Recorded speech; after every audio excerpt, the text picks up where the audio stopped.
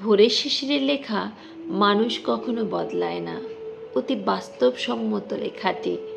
চলো তোমাদেরকে আজকে পড়ে শোনাই।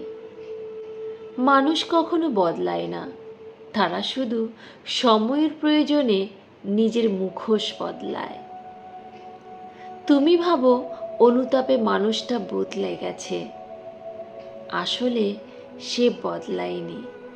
সে শুধু বুঝেছে এবার অভিনয় না করলে সে পরাজিত হবে।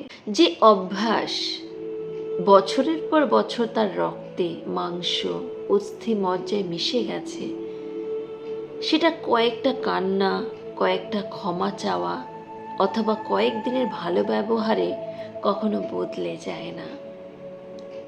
তাই সবাইকে দ্বিতীয় সুযোগ দিও, কিন্তু একই ভুলের জন্য তৃতীয়বার নিজের হৃদয়টা উৎসর্গ করো না।